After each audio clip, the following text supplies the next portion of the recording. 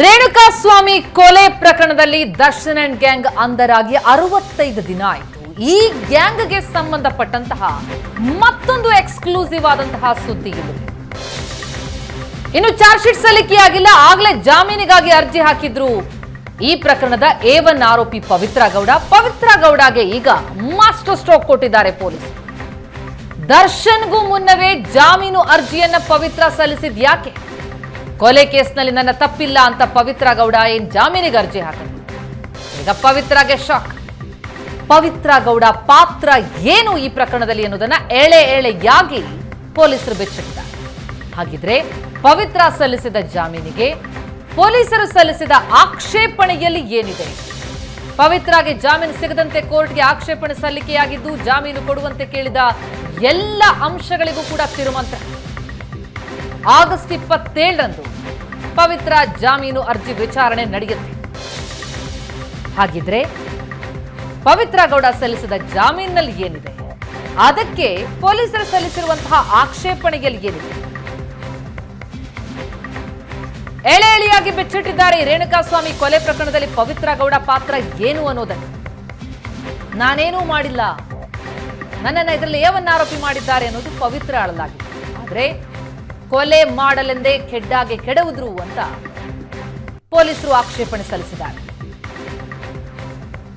ಹಾಗಿದ್ರೆ SPP ಸಲ್ಲಿಸಿರುವ ಆಕ್ಷೇಪಣೆಯಲ್ಲಿ ಏನಿದೆ ಅನ್ನೋದನ್ನ ನೋಡ್ತಾ ಹೋದ್ರೆ, ರೇಣುಕಾಸ್ವಾಮಿಗೆ ಮೆಸೇಜ್ ಮಾಡಿ ಆತನ ಲೊಕೇಶನ್ ಪಡೆದು ಕಿಡ್ನಾಪ್ ಮಾಡಿಸಿದ್ದು ಪವಿತ್ರ.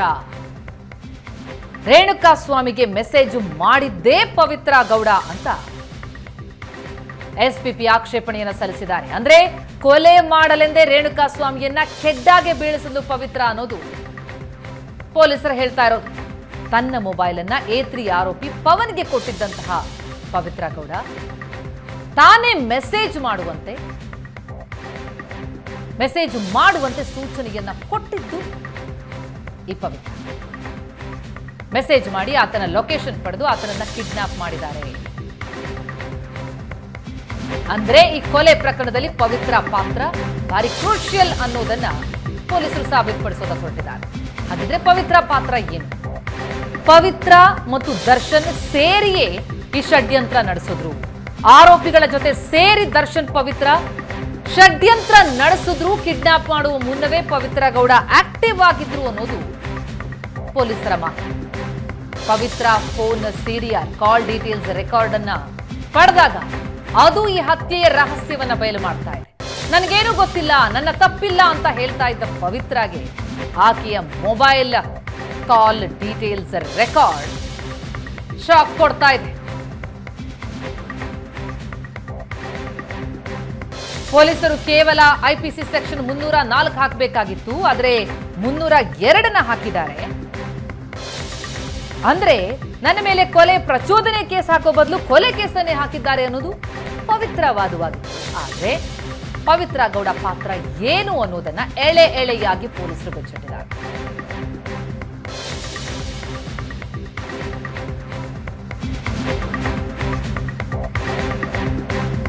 ಹಾಗಿದ್ರೆ ಪವಿತ್ರ ಗೌಡ ಜಾಮೀನಿಗೆ ಪೊಲೀಸರು ಯಾವ ರೀತಿಯಲ್ಲಿ ಆಕ್ಷೇಪ ವ್ಯಕ್ತಪಡಿಸ್ತಾ ಇದ್ದಾರೆ? ಪವಿತ್ರರನ್ನ ಸುಮ್ಮನೆ ನಾವು ಮೊದಲ ಆರೋಪಿ ಅಂತ ಮಾಡಿದ್ದಾರೆ, ಎಲ್ಲ ಗೊತ್ತಿದ್ದೇ ಆಕೆ ಕಿಡ್ನಾಪ್ ಮಾಡಿಸಿ ಹತ್ಯೆ ಮಾಡಿರೋದು.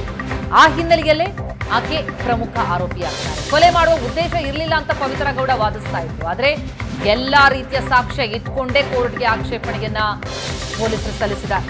ಯಾವ ಕಾರಣಕ್ಕೂ ಪವಿತ್ರಗೆ ಜಾಮೀನನ್ನ ಕೊಡಬಾರದು ಅನ್ನೋದು ಪೊಲೀಸರ ವಾದ. ಆಕೆಯ ಪರ ಎಲ್ಲಾ ರೀತಿಯ ಸಾಕ್ಷಿಗಳಿವೆ. ಕೊಲೆ ಕೇಸ್ ಹಾಕೋದಕ್ಕೆ ಸಾಕಷ್ಟು ಸಾಕ್ಷಿಗಳಿವೆ. ಸಾಕಷ್ಟು ಸಾಕ್ಷಿ ಇರೋದ್ರಿಂದಲೇ ಆಕೆ ವಿರುದ್ಧ ಸೆಕ್ಷನ್ 302 ಕೊಲೆ ಕೇಸನ್ನ ಹಾಕಿರೋದು. ರೇಣುಕಾಸ್ವಾಮಿ ಹಲ್ಲೆ ನಡೆಸುವ ಸ್ಥಳದಲ್ಲಿ ಪವಿತ್ರ ಇದೆ. ಪವಿತ್ರ ಕೂಡ ಹಲ್ಲೆ ನಡೆಸಿದ್ರಿಂದಲೇ ಸೆಕ್ಷನ್ 302 ಸರಿಯಾಗಿದೆ ಅನ್ನೋದು ಪೊಲೀಸರ ವಾದ. ರೇಣುಕಾಸ್ವಾಮಿಯ ಕಿಡ್ನಾಪ್ ಷಡ್ಯಂತ್ರದಲ್ಲಿ ಆರೋಪಿ ಪವಿತ್ರ ಗೌಡ ನೇರವಾಗಿ ಭಾಗಿಯಾಗಿದ್ದಾರೆ. ಕೊಲೆಯಲ್ಲಿ ಪವಿತ್ರ ನೇರವಾಗಿ ಭಾಗಿಯಾಗಿದ್ದು, ರೇಣುಕಾಸ್ವಾಮಿಯ ಕೊಲೆ ಮಾಡುವ ಉದ್ದೇಶ ಪವಿತ್ರಗೂ ಇತ್ತು. ರೇಣುಕಾಸ್ವಾಮಿಯ ಮೃತದೇಹ ಎಸೆದು ಸಾಕ್ಷಿ ನಾಶ ಮಾಡಿರುವ ಸಂಚಿನಲ್ಲೂ ಕೂಡ ಪವಿತ್ರ ಗೌಡ ನೇರವಾಗಿ ಭಾಗಿಯಾಗಿದ್ದಾರೆ ಅನ್ನೋದು ಪೊಲೀಸರ ವಾದ. ಅದನ್ನೇ SPP ಪವಿತ್ರ ಜಾಮೀನು ಅರ್ಜಿಗೆ ವಿರುದ್ಧವಾಗಿ ಸಲ್ಲಿಸಿರುವ ಆಕ್ಷೇಪಣೆಯೆಲ್ಲ ಹಾಕಿದ್ದಾರೆ. ಅದರ ಜೊತೆಗೆ ಪೊಲೀಸರ ಮತ್ತೊಂದು ಪ್ರಮುಖ ವಾದ ಅಂತಂದ್ರೆ ಯಾವ ಕಾರಣಕ್ಕೂ ಮಾನವ ಹಕ್ಕುಗಳನ್ನು ಇಲ್ಲಿ ಪರಿಗಣಿಸಬಾರದು, ನಾನೊಬ್ಬ ಮಹಿಳೆ, ನನಗೆ ಜಾಮೀನನ್ನ ಕೊಡಿ, ನನ್ನ ನೇರ ಪಾತ್ರ ಇಲ್ಲ ಅನ್ನೋದು ಆಕೆಯ ವಾದ ಆಗಿದೆ. ರೇಣುಕಾ ಸ್ವಾಮಿಗೂ ಜೀವಿಸುವ ಹಕ್ಕಿತ್ತು, ಆತನ ಜೀವಿಸುವ ಹಕ್ಕಿನ ಬಗ್ಗೆ ಕೂಡ ಗಮನ ಹರಿಸಬೇಕು. ದರ್ಶನ್ಗೆ ಪವಿತ್ರ ತೀರಾ ಆಪ್ತೆಯಾಗಿದ್ಲು. ಜಾಮೀನು ಸಿಕ್ಕರೆ ಪವಿತ್ರ ಸಾಕ್ಷಿಗಳ ಮೇಲೆ ಪ್ರಭಾವ ಬೀರೋ ಸಾಧ್ಯತೆ ಇರುತ್ತೆ. ಹಾಗಾಗಿಯೇ ಪವಿತ್ರ ಗೌಡ ಜಾಮೀನು ಪಡೆಯುವುದಕ್ಕೆ ಅರ್ಹರಲ್ಲ, ಜಾಮೀನು ಅರ್ಜಿ ತಿರಸ್ಕರಿಸಿ ಅನ್ನೋದು ಎಸ್ಪಿಪಿಯ ಆಕ್ಷೇಪಣೆ. ಪೊಲೀಸರು ಸಲ್ಲಿಸಿರುವ ಆಕ್ಷೇಪಣೆಯಲ್ಲಿ ಈ ಅಂಶಗಳ ಪ್ರಮುಖವಾಗಿದೆ. ಟೆಕ್ನಿಕಲ್ ಸಾಕ್ಷ್ಯಗಳ ಪ್ರಕಾರ ಪವಿತ್ರ ಗೌಡ ಸ್ಥಳದಲ್ಲಿದ್ದರು. ರೇಣುಕಾ ಸ್ವಾಮಿ ಮೇಲೆ ಪವಿತ್ರ ಹಲ್ಲೆ ಕೂಡ ಮಾಡಿದ್ದಾರೆ. ಹಲ್ಲೆ ಮಾತ್ರ ಮಾಡಿಲ್ಲ, ಮುಂದೆ ನಿಂತು ಸಾಯುವ ರೀತಿಯಲ್ಲಿ ಹಲ್ಲೆ ನಡೆಸಿದ್ದಾರೆ. ರೇಣುಕಾ ಸ್ವಾಮಿಯ ಮೃತದೇಹದ ಮೇಲೆ ಗಂಭೀರವಾದ 39 ಗಾಯದ ಗುರುತುಗಳಿದ್ದು, ಕೊಲೆಯಾಗುವ ಸಂದರ್ಭದಲ್ಲಿ ಪವಿತ್ರ ಅಲ್ಲಿ ಉಪಸ್ಥಿತರಿದ್ದು, ಅಲ್ಲಿದ್ರು ಸ್ಥಳದಲ್ಲಿ. ಪವಿತ್ರ ಗೌಡ ಕೊಲೆ ಮಾಡೋ ಉದ್ದೇಶ ಇತ್ತು. ಜೊತೆಗೆ ಪವಿತ್ರ ಗೌಡರೇ ಮೆಸೇಜ್ ಮಾಡಿದ್ರಿಂದ ಕಿಡ್ನಾಪ್ ಆದದ್ದು. ಆ ಕಿಡ್ನಾಪ್ ಮಾಡಿ ಕೊಲೆ ಮಾಡುವಂತಹ ಸಂಚಿನಲ್ಲಿ ಪವಿತ್ರ ಭಾಗಿಯಾಗಿದ್ದಕ್ಕೂ ಸಾಕ್ಷ್ಯ ಇದೆ, ಹಲ್ಲೆ ಮಾಡಿದ್ದಕ್ಕೂ ಸಾಕ್ಷ್ಯ ಇದೆ, ಸಾಕ್ಷಿ ನಾಶದ ಯತ್ನಕ್ಕೂ ಕೂಡ ಆಕೆ ಪ್ರಯತ್ನ ಪಟ್ಟಿದ್ರು ಅನ್ನೋದಕ್ಕೆ ಸಾಕ್ಷ್ಯ ಇದೆ. ಜೊತೆಗೆ ಸಮಾಜದಲ್ಲಿ ತುಂಬಾ ಪ್ರಭಾವಿ ವ್ಯಕ್ತಿಯಾಗಿರುವ ಪವಿತ್ರ ಜಾಮೀನು ಸಿಕ್ಕಲ್ಲಿ ಸಾಕ್ಷಿಗಳ ಮೇಲೆ ಪ್ರಭಾವ ಬೀರೋ ಸಾಧ್ಯತೆ ಇರುತ್ತೆ. ಸಾಕ್ಷಿಗಳ ಬೆದರಿಕೆ ಆರೋಪದಲ್ಲಿ ಅನ್ನಪೂರ್ಣೇಶ್ವರಿ ಠಾಣೆಯಲ್ಲಿ ಎನ್ಸಿಆರ್ ಕೂಡ ಇದೆ. ಪ್ರಕರಣದ ತನಿಖೆ ಇನ್ನೂ ಮುಂದುವರೆದಿದೆ. ಅಂತಿಮ ವರದಿ ಕೋರ್ಟ್ಗೆ ಸಲ್ಲಿಕೆಯಾಗಿಲ್ಲ. ಹೀಗಾಗಿ ಎಫ್ಐಆರ್ ಸಲ್ಲಿಕೆಯಾಗುವವರೆಗೂ ಜಾಮೀನು ಕೊಡಬಾರದು ಅಂತ ಎಸ್ಪಿಪಿ ವಾದವನ್ನ ಮಾಡ್ತಾ ಇರೋದು. ಆಕ್ಷೇಪಣೆಯಲ್ಲಿ ಎಲ್ಲ ಪ್ರಮುಖ ಅಂಶಗಳಿದೆ.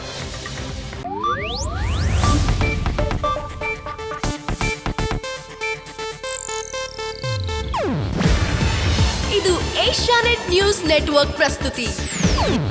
ನೀವು ನೋಡ್ತಿದ್ದೀರಾ ಏಷ್ಯಾನೆಟ್ ಸುವರ್ಣ ನ್ಯೂಸ್.